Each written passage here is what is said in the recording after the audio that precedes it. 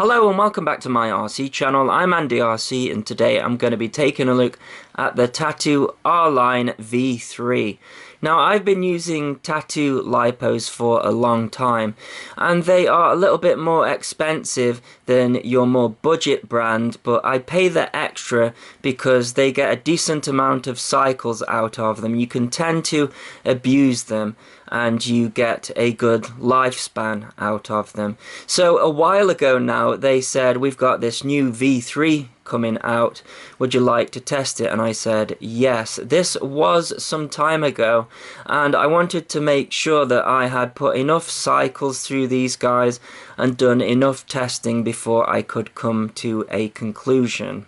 So they make them in a 1300 milliamp 4S, which I decided not to try out because I think ever since we surpassed the 2204, 2205, 2206 stator motor, then the 1300 milliamp lipos couldn't provide the current that we are requiring from these 2.3 stator motors that we use now. So I picked the 1550 milliamp and also the 1800 milliamp, which is where I think these copters are about right for. They also do a 2000 milliamp version as well, so if you've got a 4S model that is very heavy on amps, then the 2000 milliamp one might be worth going for as well. Or if you are after a longer flight time and just want to cruise, then maybe that is a reason to go for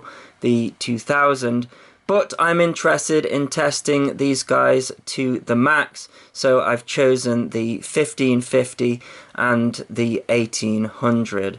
Now the first thing that I want to mention is the C rating. So the 1550 says that it can do 120 C, which it's just not going to be able to achieve, and I think that's mainly down to the fact that we're still using XT60 connectors and the thickness of the gauge wire that we are using.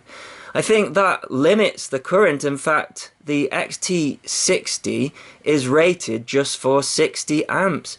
So a 1550 milliamp 120C lipo, so we'd take 1550 milliamp and times it by 120C, that's 186 amps, and we are trying to draw that from a connector that is rated to 60 amps. In fact, I think the most that I've seen a XT60 be able to draw current wise is around about 140 to 150 amps. So I don't think 120C is possible, and I think if we wanted to get those kind of figures we'd have to go thicker gauge wire and thicker connectors, maybe XT90 or even big thick bullet connectors. So then onto the 1800. This one sort of raised my eyebrow as well, because 1800 milliamp times by 120C is 216 amps. Again, you are never going to get that through an XT60 connector. But what also interested me about this guy is that there were some rumors on the internet that said that this lipo is actually the same weight as the old V2 1550 milliamp 4S. So I want to see if that is the case, and in general both of these are meant to be lighter. That is what they are advertising. Now I don't think they actually did a V2 of the 1800 milliamp. I have got the V1, which has got a lower C rating. So when you go lower on the C rating, then the lipo is usually lighter. So I actually think that in the case of the 1800, the V1 may actually be lighter than the new V3, but we'll have to see. Another one of my favorite brands is GNB, so I'm gonna throw this in there just to compare. And I'm not gonna mention any of the prices because the video doesn't age well if I do that, so I'll just link to all of these products in the below and you can check out the different prices and then decide if any of these are for you, especially after seeing the tests. So the first thing I want to do is weigh these guys and see what the differences are between the V2 and also the V1 when it comes to the 1800. So let's get and do that. So let's weigh the 1550 milliamp V3 4S, and that's coming in at 176.7 grams. So against the V2 1550 4S, that's 187, so just over 10 grams lighter for the V3.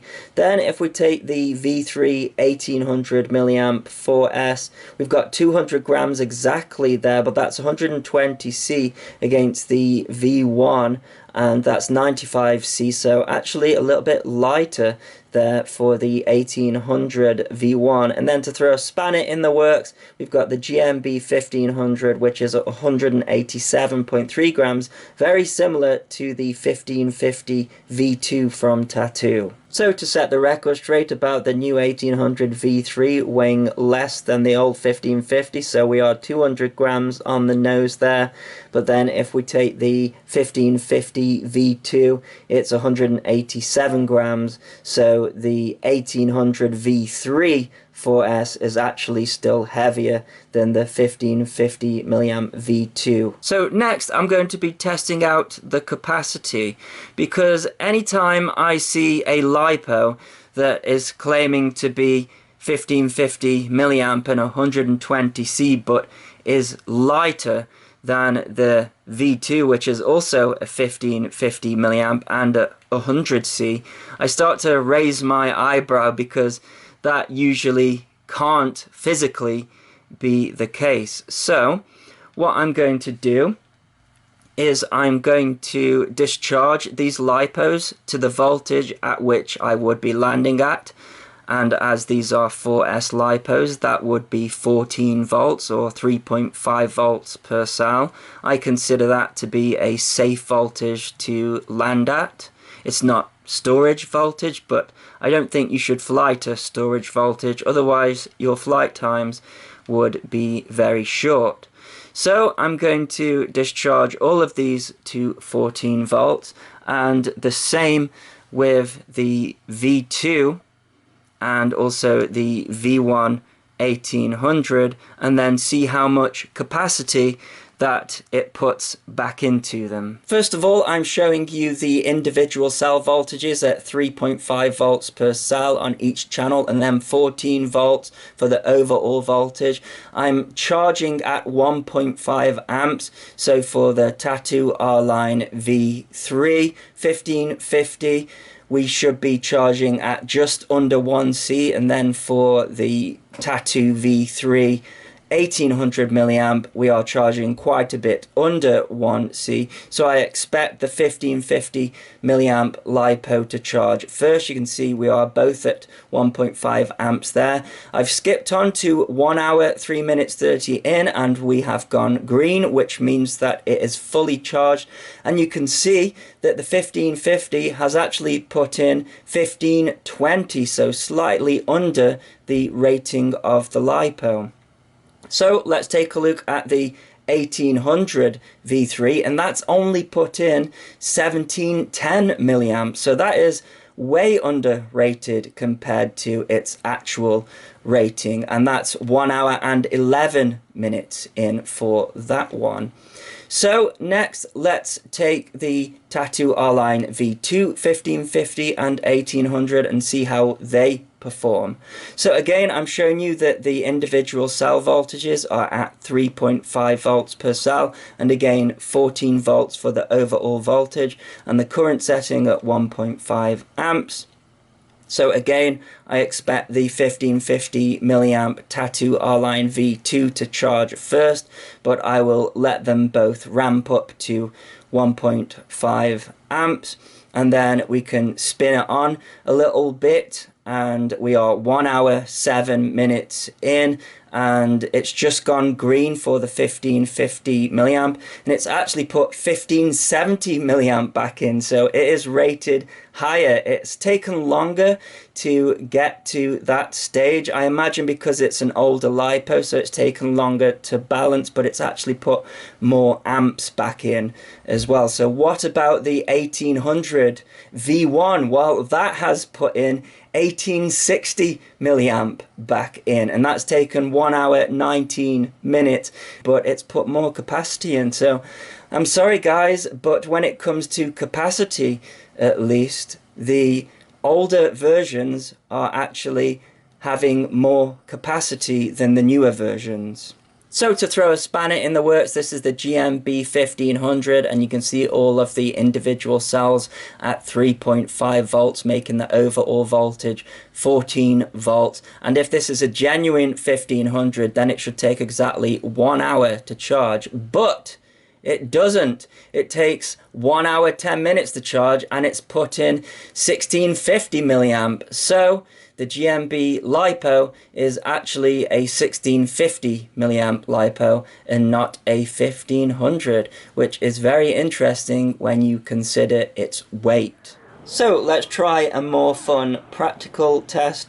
This is the R-Line V3 1550, and I'm trying to find its peak current.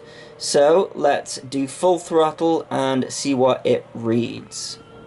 So that's 137.7 amps on full throttle, and if we go back to when I was charging this LiPo, it put 1520 milliamps back into it from a resting voltage of 14 volts. So therefore we can say that if its peak current was 137.7 amps, if we divide that by the 1520 milliamp that I recorded and then times that by 1000 to convert amps into milliamps, then we get a result of 90.5 C and not 120 C like the LiPo is listed as. And I think you can put this down to the connector and the wires. And you might be saying, Andy, isn't it your copter? Can it just not take more than 137.7 amps? Well, I'd like to direct you to the voltage reading on that punch out.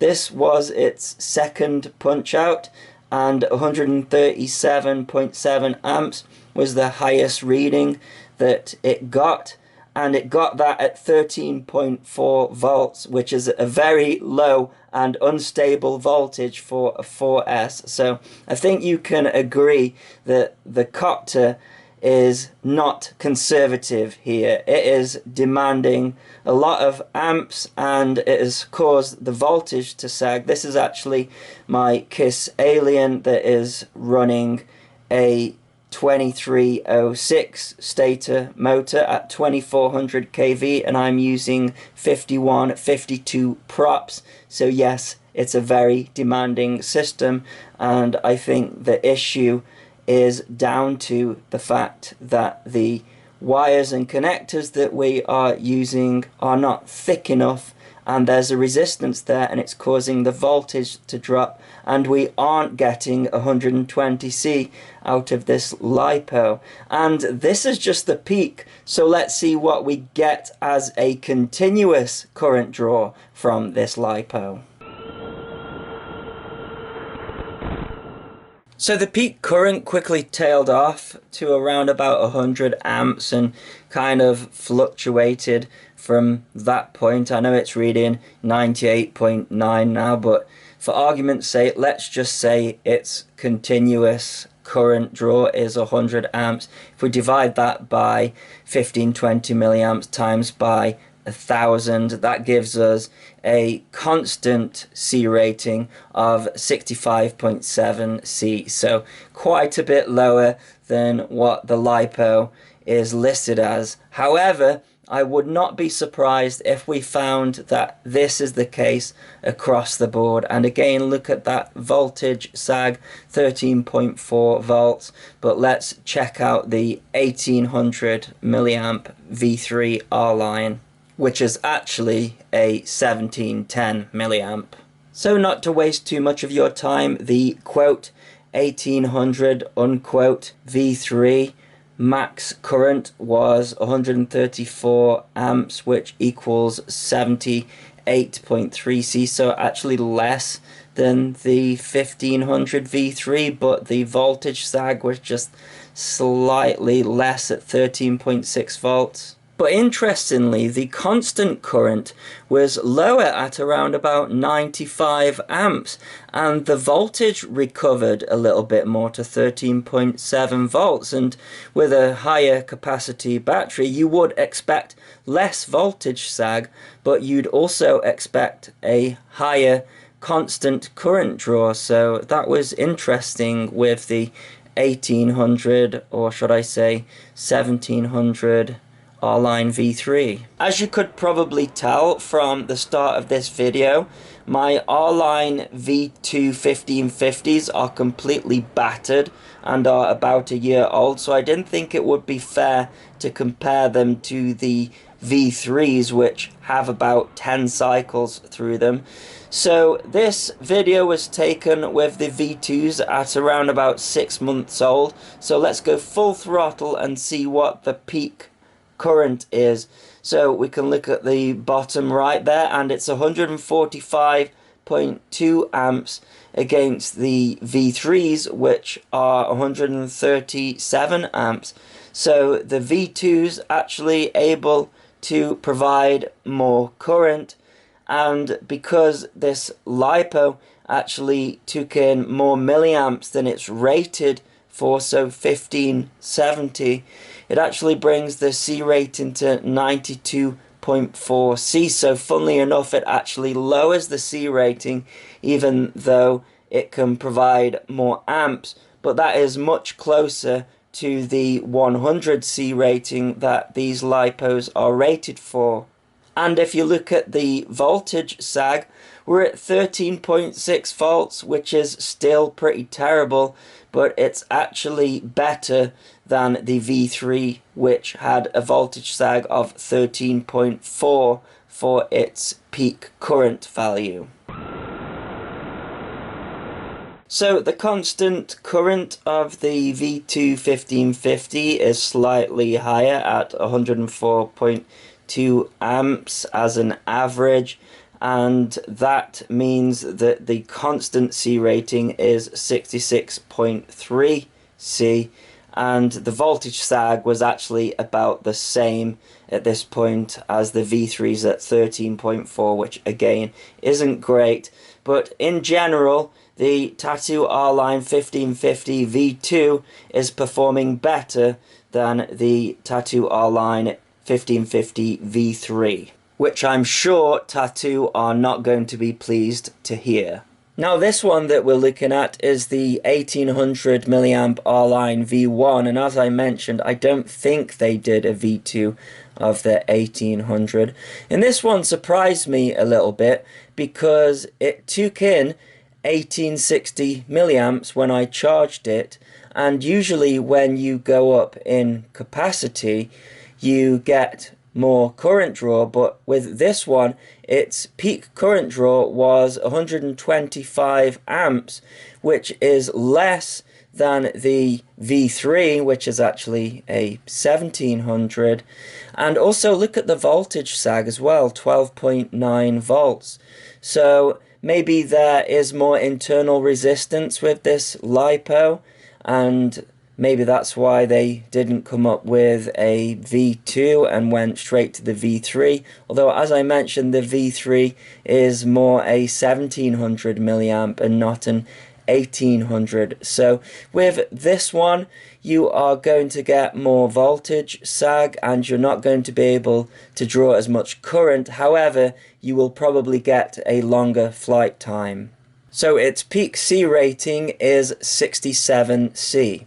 And then if we look at the continuous current draw, it was around about 80 amps, which is very low. And again, look at the voltage sag, 12.5 volts, and that gave a C rating of 43.2 C.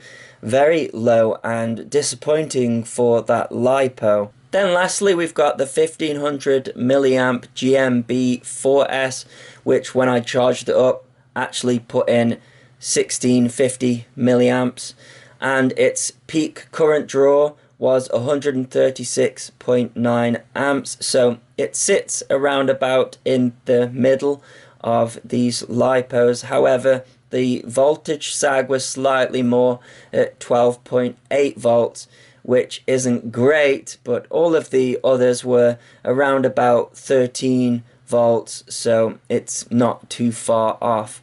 And that resulted in 82C.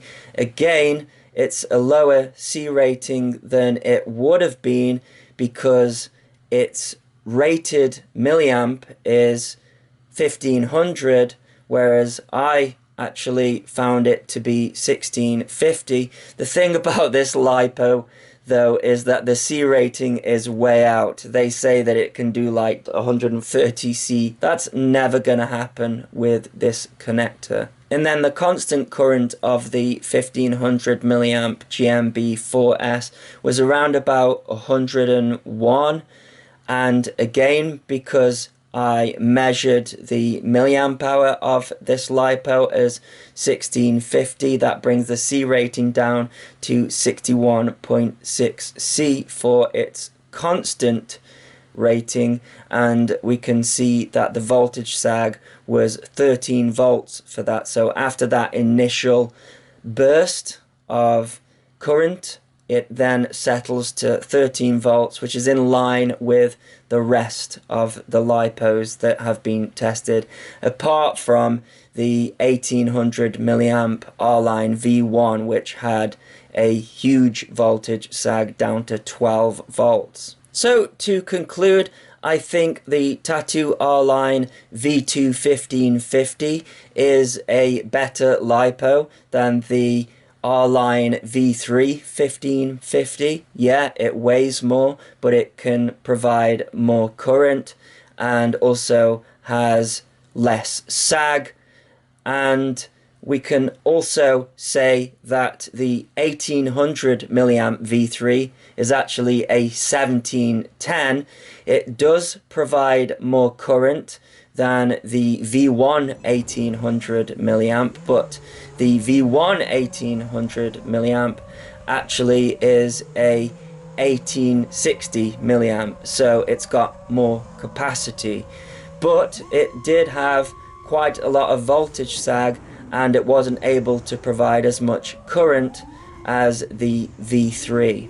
And lastly, the GNB LiPo also had a bigger capacity than it is listed for, but it is definitely not a 130C LiPo. It sits around about the middle, and regardless of all of these numbers and ratings, you have to remember that I am pushing these LiPos to the max, putting the highest pitch props on there and the most amp hungry motors and ESC combinations. But really, I think if we are to combat this voltage sag, then I think it might be worth experimenting with bigger connectors and thicker gauge wire for 4S, because this is why people are moving to 6S, because there is less current draw, therefore you get less voltage sag. So I hope you enjoyed this video, and I will link to all of these LiPos in the below if you are interested. And as always, thanks so much for watching. Please continue to subscribe. Cheers.